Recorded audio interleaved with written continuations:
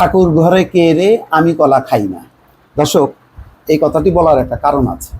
কারণ হচ্ছে সম্প্রতি ডিএমপির সাবেক কমিশনার আসাদুজ্জামান মিয়ার দুর্নীতির রিপোর্ট গণমাধ্যমে প্রকাশিত হয়েছে। সেটা নিয়েও নানান লুকোচুরি হয়েছে। মানবজমিন পত্রিকা প্রথমে প্রকাশ করেছে, সম্ভবত 24 ঘন্টা কি 48 ঘন্টা তারা রাখতে পেরেছিল, পরে নাই। এরপরে আসাদুজ্জামান মিয়ার বিরুদ্ধে কি কি অভিযোগ, সেই অভিযোগগুলো মানবজমিন থেকে কোট করে তারা রিপোর্ট করলো প্রথম আলো। সেই সাথে আসাদুজ্জামান মিয়ার বিস্তারিত বক্তব্য আনা হলো। এটাই সাংবাদিকতার নিয়ম, কিন্তু মনে হলো যেন আসাদুজ্জামান মিয়াকে একটু প্রোটেকশন দেওয়া হচ্ছে। তো আসাদুজ্জামান মিয়ার দুর্নীতির ব্যাপারে কেউ কেউ বলেন যে তিনিও নাকি বেনজিরের তুলনায় কোনো অংশে কম না। যাই হোক, সেই কথাটা আমরা বলতে পারি সাধারণভাবে, কিন্তু দুর্নীতি দমন কমিশন হচ্ছে আসল, যারা সত্যিকার অর্থে তদন্ত করে কতটুকু দুর্নীতি আর কতটুকু দুর্নীতিটা না সেটা তারাই বলবে। কিন্তু ওবায়দুল কাদের কি বলছেন, অবাক হলাম ওনার বক্তব্য দেখে। তিনি বলছেন আসাদুজ্জামান মিয়ার বিরুদ্ধে তেমন অভিযোগ আসেনি, তবে দুর্নীতি হলে তদন্ত হবে। কি হলো, তেমন অভিযোগ আসেনি? আমি তো যখন কি পড়া শুরু করলাম যেই দুর্নীতির চিত্রগুলো মানবজমিন এবং প্রথম আলোতে, আমি তো শেষ করতে পারছিলাম না।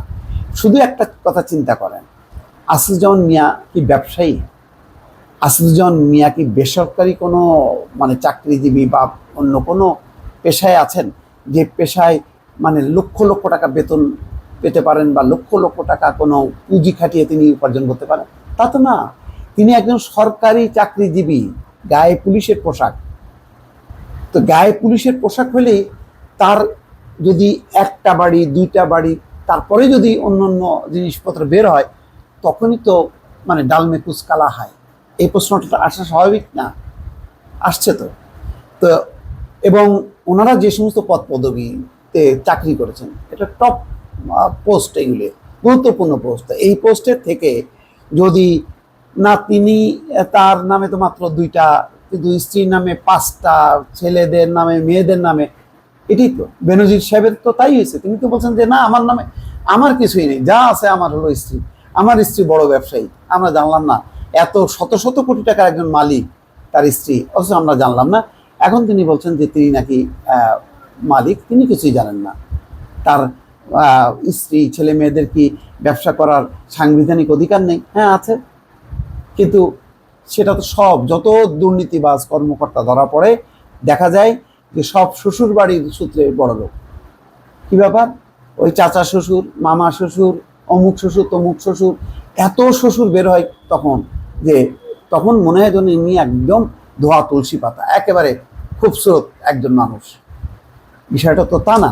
তো যাই হোক, এখন যেহেতু আসাদুজ্জামান মিয়ার বিষয়টি এসছে এবং দুর্নীতি দমন কমিশনের যে আইনজীবী, তিনি বলছেন যে ঈদের পর তার অনুসন্ধানের ব্যাপারে সিদ্ধান্ত হবে। এই পর্যায়ে কথা না বলে বলা যেতে পারে, যদি কোনো সাংবাদিক প্রশ্ন করে যে আসাদুজ্জামান মিয়ার বিরুদ্ধে তো অভিযোগ আসছে, তিনি বলতে পারেন যে আমিও পড়েছি, তো বিষয়টি দুর্নীতি দমন কমিশনের বিষয়, তারা বিষয়টা দেখবে, তারা যাতে স্বাধীনভাবে দেখে সেই ব্যাপারে সরকারের নির্দেশনা আছে, শেষ সেখানেই।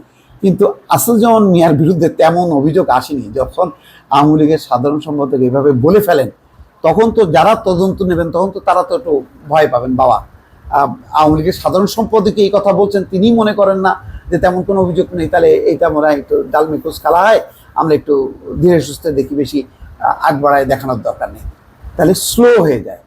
তো মন্ত্রীর কাজ হবে যে একেবারে এমন যে তার একটা মুখ দিয়ে, শব্দ দিয়ে, বডি ল্যাঙ্গুয়েজ দিয়ে যাতে এমন একটা অবস্থা তৈরি করবে, যারা দুর্নীতি প্রবণ বা দুর্নীতিগ্রস্ত তারা যাতে তটস্থ থাকে। তো উনি যদি নমনম করেন, তাহলে মুশকিল হয়ে যাবে, তাহলে এদের বিরুদ্ধে কি তদন্ত হবে? আমি এই প্রসঙ্গেই বলছি, এই জন্যই বললাম যে ঠাকুর ঘরে কে রে, আমি কলা খাই না, এরকম একটা বিষয় কিন্তু এখানে চলে আসলো। দর্শক, যাক, এখন উনি কি বলছেন একটু শুনি। যতই প্রভাবশালী হোক, দুর্নীতি করলে কারো ছাড় নেই বলে মন্তব্য করেছেন আওয়ামী লীগের সাধারণ সম্পাদক ওবায়দুল কাদের। এই বক্তব্যের সাথে আমি একমত। দর্শক, তিনি বলেন ডিএমপির সাবেক কমিশনার আসাদুজ্জামান মিয়ার বিরুদ্ধে দুর্নীতির তেমন অভিযোগ আসেনি। না, এটা আমি একমত হলাম না। প্রথমটা একমত হলাম, দ্বিতীয়টায় কিন্তু একমত হলাম না। তবে এই যে তবে বলে একটা কথা, এটাও কিন্তু দুর্বল করে দিল। তবে দুর্নীতি হলে তদন্ত হবে, বিচার হবে না, এটা কিন্তু টোনটাকে দুর্বল করে দিল। ধানমন্ডিতে আওয়ামী লীগের রাজনীতিক শেখ হাসিনা রাজনীতিক কার্যালয়ে এক সমসাময়িক বিষয় নিয়ে তিনি এই বক্তব্য দিচ্ছেন।